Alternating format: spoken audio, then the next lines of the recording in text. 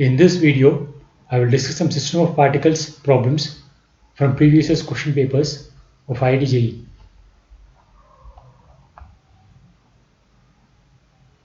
This is the first question.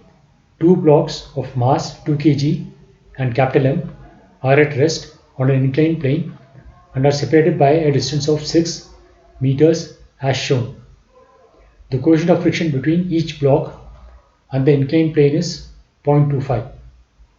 The 2 kg block is given an initial velocity of 10 meters per second up the inclined plane. It collides with M, comes back and has a velocity of 1 meter per second when it reaches its initial position. The other block M after collision moves up 0.5 meters and comes to rest. Calculate the coefficient of restitution between the blocks and the mass of block capital M. Take sin theta approximately equal to tan theta equal to 0.05 and G as 10. You can pause the video and attempt this question.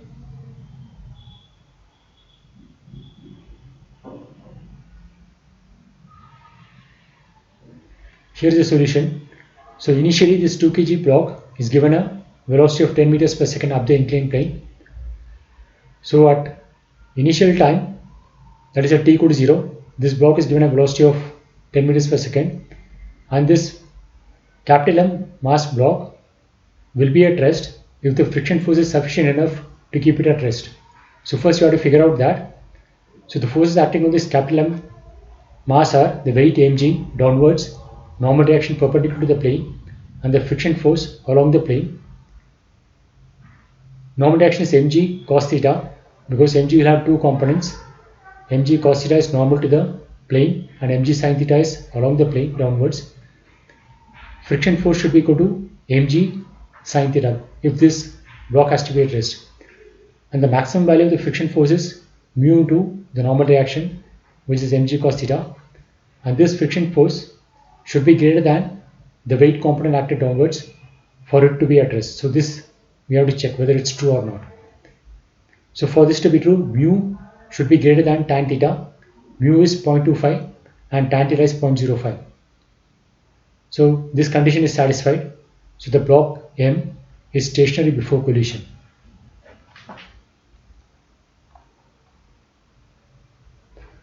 So initially the small mass M is given a velocity of 10 meters per second upwards of the inclined plane and this capital M is at rest that we have ascertained before. So when this block moves up and it's about to collide with capital M, the velocity would have reduced a little bit because of the friction along this plane.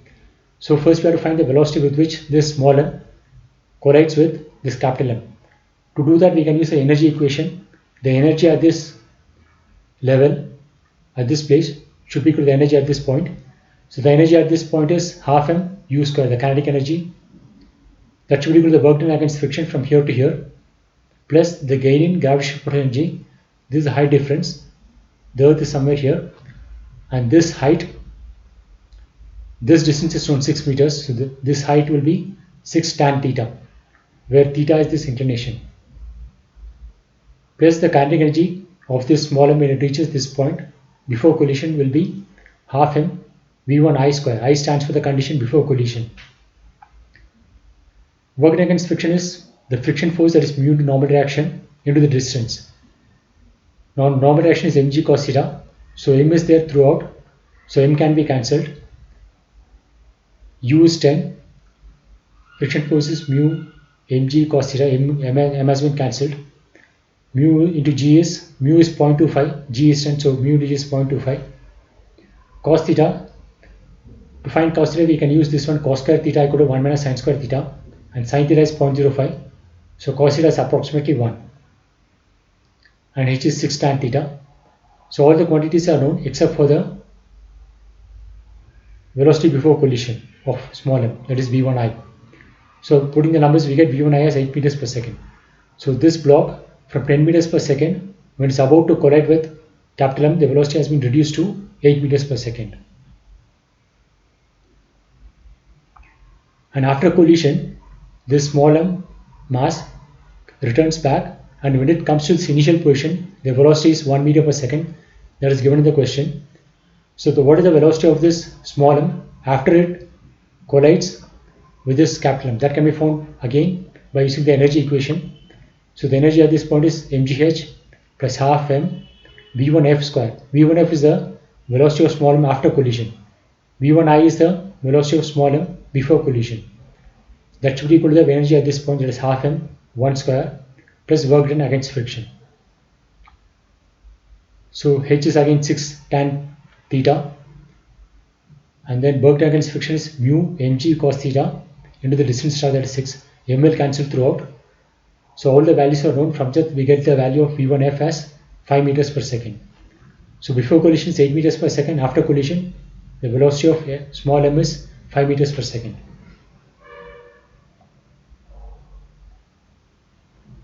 This capital M mass, after it collides with a small m, moves up the inclined plane by a distance of 0.5 meters.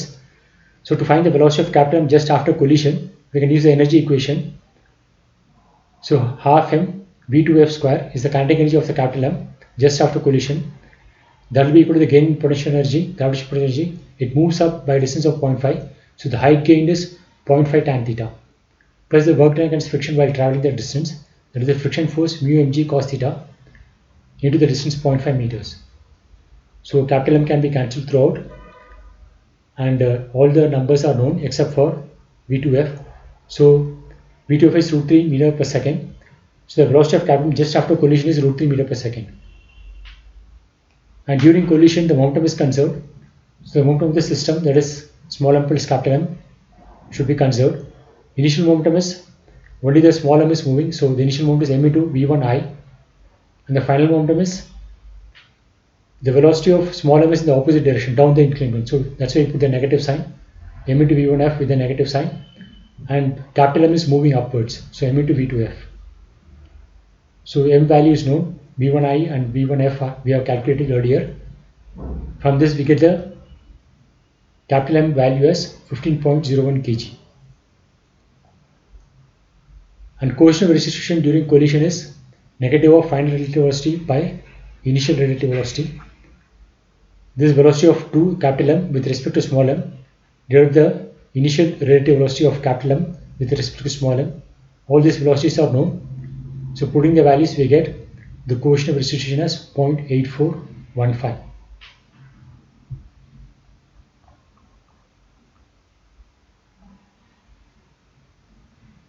This is the next question.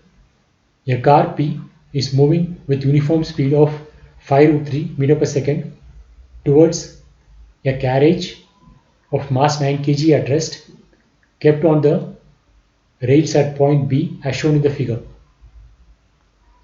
The height AC is 120 meters. Cannonballs of 1 kg are fired from the car with initial velocity of 100 meters per second at an angle 30 degrees with the horizontal. The first cannonball hits the stationary carriage at time t0 and sticks to it. Determine the time t0. At time t0, the second cannonball is fired. Assume the resistive force between the rails and carriage is constant and ignore vertical motion of the carriage throughout. If the second ball also hits and sticks off the carriage, what will be the horizontal velocity of carriage just after the second impact? You can pause and attempt this question.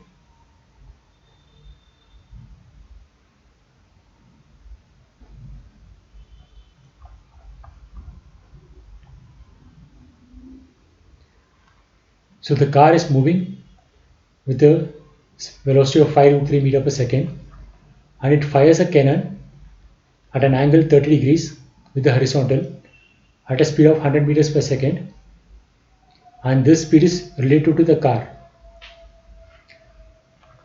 And this cannon goes and hits the carriage at this position. Initially the carriage is at rest and it hits at the time t0. Once it hits and gets stuck to it, there will be momentum transfer. So this carriage will start moving, and this car is also moving, and this car is firing the second cannon, and the second cannon is going and hitting the carriage here at time 2t0. So velocity of the cannon relative to the car is given as 100 in the direction of 30 degrees with the horizontal. So velocity is a vector quantity, so we can split this into two components. So the x component is velocity of the cannon in the x direction minus velocity of the car in the x direction equal to this 100 cos 30. And velocity of the car in the x direction is 5 root 3. From that you can get the velocity of cannon in the x direction as 55 root 3 meter per second. This with respect to the ground. Velocity of cannon in the y direction. In the y direction there is no velocity of the car, so there is no relative motion in the y direction, so the y component of the cannon velocity is 100 sine 30. Analyzing the y motion of the cannon, we can write is equal to ut minus half gt square. We have taken the upward direction as positive, x direction is left to right, and y axis direction is vertically upwards. So the acceleration g is downwards, so it's minus g, acceleration is minus g, and we are taking y equal to 0 at this level, at the level of the car. So the displacement when the cannon hits this carriage at time t0 is minus 120 because in the negative direction, and the initial velocity in the y direction is 100 sine 30 and g is 10. So using that we can find the value of t0 from this quadratic equation. So this quadratic to split into to get the factors, we have to split minus 24. When minus 20 is split into factors, you should add up to minus 10. So minus 12 and 2, when you multiply them you get minus 24, when you add them you get minus 10. So the factors are t0 minus 12 and t0 plus 2, and t0 time cannot be negative, so time is 12 seconds, so t0 answer is 12 seconds. We can write momentum conservation during this first collision. I stands for the quantities before collision and F stands for the quantities after collision, and momentum is a vector quantity, so in the x direction the momentum is conserved. Initial momentum is the momentum of the cannon. Mass of the cannonball is 1 kg, and the velocity of the cannonball in the x direction is not going to change because acceleration due to gravity is only in the y direction. So the initial velocity of the cannonball in the x direction is 100 cos 30, that is 50 root 3, that is with respect to the car, but the velocity of the cannon in the x direction with respect to ground is 55 root 3. So that horizontal component velocity will not change from here to here. So that velocity is the velocity of the cannon just before impact collision. That will be the final momentum of the system, that is 1 kg of cannon and 9 kg of the carriage. Both of them moving together with the final velocity of Vf. So from this we get Vf as 5.5 root 3 meters per second. The distance the car travels during this time interval, that is t0 of 12 seconds, will be its horizontal velocity, that is 5 root 3 into t0, that is 60 root 3 meter per second. So this car will travel a distance of 60 root 3 meters in the time interval of t0, that is equal to 12 seconds. And after time t0, the car fires the second cannon, and the second cannon also goes and hits the carriage. That means that the starting point has advanced by 60 root 3 meters. So the carriage should have moved by 60 root 3 meters because still the cannon is hitting this carriage. The first projectile motion is from here to here. The second projectile motion is exactly the same, just that it is shifted right by the distance moved by the car, that is 60 root 3 meters. So the carriage should also move a horizontal distance of 60 root 3 meters in the x direction. And the distance moved by the carriage is the initial velocity of the carriage, that is Vf, plus the final velocity of the carriage, that is Vi2. Vi2 is the velocity of this carriage with one cannonball just before the second collision, divided by 2 into t0. So from this, and this time interval from here to here is t0, that is 2t t0 minus t0, that is t0. So during the time interval the carriage travels this much distance. So from this we get the Vi2 as 4.5 root 3 meter per second. Vi2 is the velocity of this carriage with the first cannonball. Now we can write the moment of conservation for the second collision. So initial momentum of the second collision in the x direction equal to the final momentum of the system in the x direction. Initial momentum is the total mass, velocity is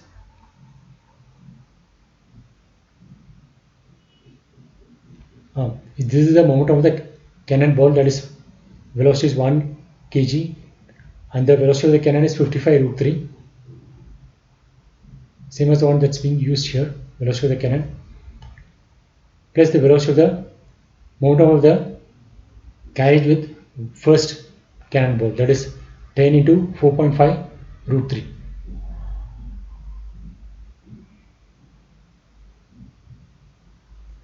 Velocity of the carriage with the first cannon is 4.5 root 3, that is equal to the final momentum. The total mass is mass of the carriage 9 plus 2 cannon balls, that is 9 plus 2 11 into Vf2 in the x direction. So from this we get the Vf2, that is velocity of the carriage with the two cannons after the second collision as 15.745 meter per second.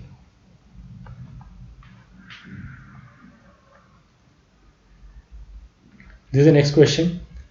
A particle of mass m moving in a circular path of radius r with constant speed v2 is located at a point 2r, 0 at time t equal to 0, and a man starts moving with velocity v1 along positive y-axis from origin at time t equal to 0. Calculate the linear momentum of the particle with respect to man as function of time. You can pause and attempt this question.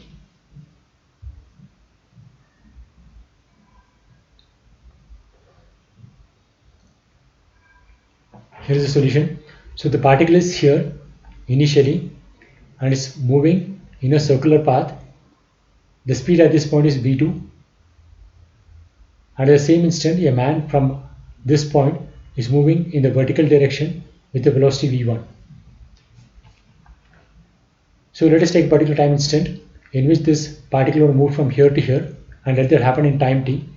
So the angle swept by this particle is omega t, where omega is the angular speed of this particle in the circular path. So this x value of this particle is this distance. Origin of xy axis is here, so this distance is r plus this distance, it's r cos omega t. So x is r plus r cos omega t, and the y distance is r sin omega t. So this is x and y of the particle, and velocity of the man is v1 in the j cap direction, that's in the positive y axis direction. So the velocity of the particle, we have to differentiate the position. So dx by dt into I cap plus dy by dt into j cap. X and y are known here. So by differentiating, derivative of cos is minus sine, and derivative of omega t is with respect to time is omega, and derivative of sine is cos omega t, and derivative of omega t is omega. So we get the speed as this one, and the angular speed is related to the linear speed as vt equal to omega into r. So we can combine omega into r as v2. So from there the particle speed as v2 into minus sin omega t I cap plus cos omega t j cap. So we have to find the momentum of the particle with respect to man, that is equal to momentum of the particle minus momentum of the man. Assuming that the mass of the particle and the mass of the man are same, so this is equal to mass into momentum of the particle, velocity of the particle, that is this quantity, minus the velocity of the man. So man has got only j component, so we'll get this one, and omega is v2 by r. So using that we get the relative momentum of the particle with respect to man as this quantity.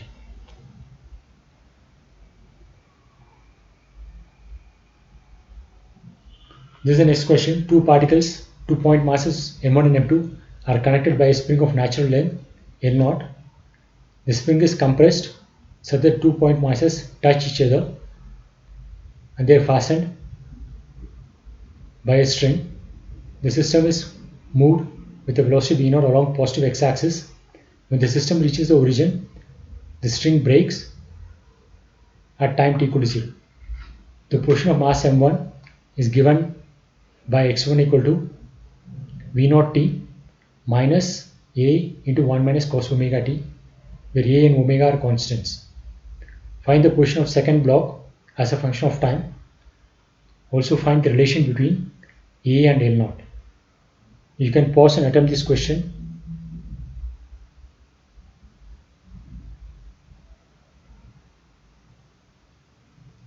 Here is the solution.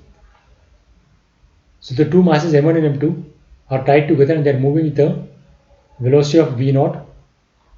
So the velocity of center of mass will be v naught,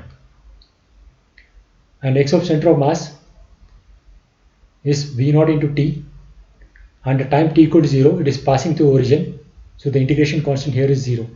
So xcm is given by v naught into t, and xcm is m1 x1 plus m2 x2 divided by m1 plus m2. This is by definition of center of mass. This we can rearrange and write like this: m1 plus m2 into v naught t equal to and x1 is given, so using that we get m1 v naught t minus m1 into a into 1 minus cos omega t plus m2 x2. So we can cancel this term m1 v naught t with this term on the right hand side, and we can get an expression for x2. So x2 will be v naught t plus m1 by m2 into a into 1 minus cos omega t. And the L naught, the natural length, will be x2 minus x1, the position of m2 minus position of m1 when the spring is unstretched. When the spring is unstretched, there will be force acting on m1 and m2. So the acceleration of m1 and m2 will be 0. So L naught equal to x2 minus x1 when acceleration of m1 and acceleration of m2 are 0. So x1 is given by this expression, so we can get x1 dot, that is d by dt of x1, as this one, v naught into minus a into sine omega t into omega, and to get the acceleration we have to differentiate again. So x1 double dot is minus a omega square cos omega t. So when this has to be 0, cos omega 2 should be 0. So x2 minus x1, we have found the expression for x2, and x1 is given. So x2 minus x1 is this quantity, and we have to use the condition that the acceleration is 0. That is happens when cos omega t is 0. So putting that condition cos omega t is 0, we get L naught, which is same as x2 minus x1 when this acceleration is 0, equal to m1 by m2 plus 1 into a. So this is the answer to this question.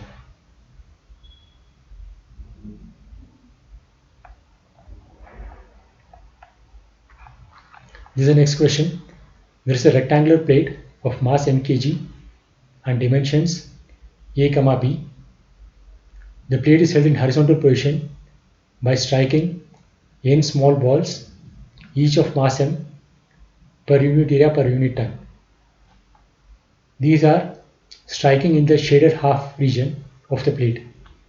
The balls are colliding elastically with velocity v. What is v? It is given that n equal to 100, capital M is 3 kg, small m is 0.01, b is 2, a is 1 meter, and g is 10. You can pause and attempt this question.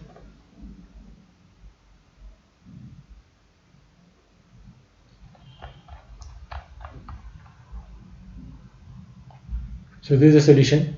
So this is a horizontal rectangular plate of dimensions a and b. In half of this plate region, small balls are hitting the plate upward with a velocity of v. So when the ball hits, it imparts a momentum, impulse force, so that will provide a torque in the anti-clockwise direction, and the weight of this plate will act downwards, which will provide a clockwise torque. So when these two torques are in balance, the plate will remain in the horizontal position. So let us take a small strip parallel to this axis of width dx.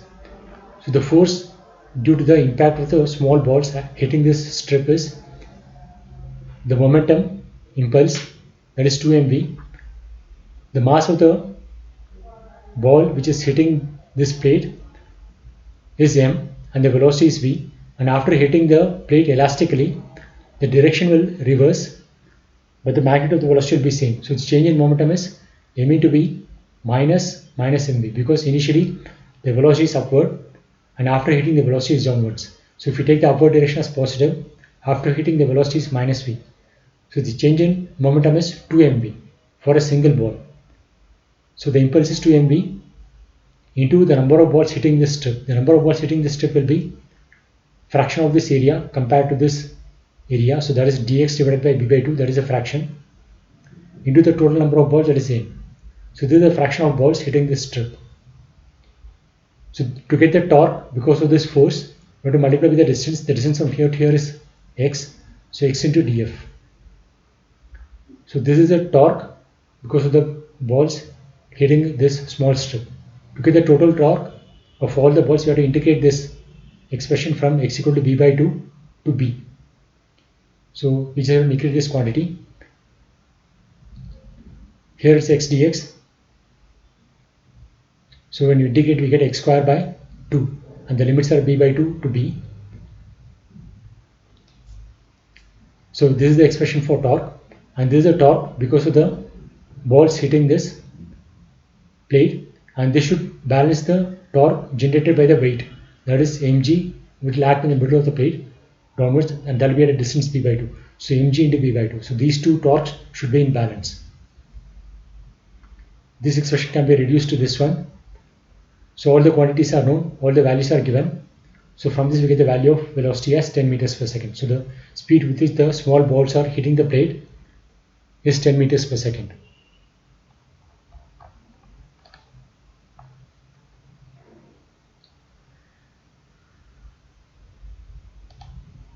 This is the next question. Three objects A, B and C are kept in a straight line on a frictionless horizontal surface. These are masses m, 2m and m respectively. The object A moved towards B with a speed of 9 meters per second and makes an elastic collision with it. Then B makes completely inelastic collision with C. All motions occur in the same horizontal line. Find the final speed of object C. You can pause and attempt this question.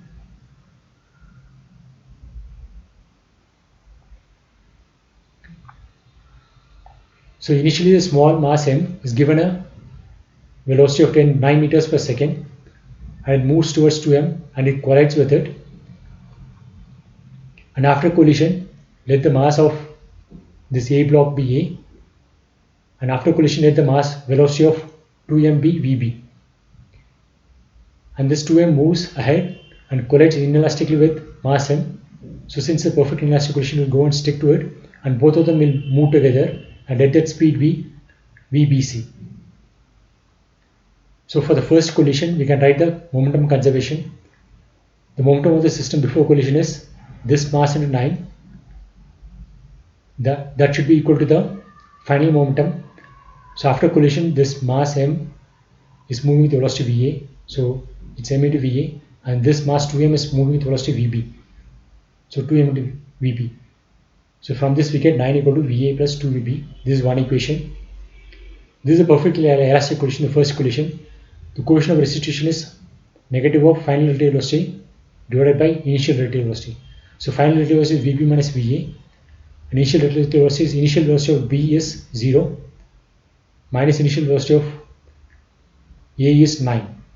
So this gives one more equation between vb and va. So this is the second equation. If we add these two, we get vb as 6 meters per second. So after collision, the 2m moves with 6 meters per second before it hits this mass m.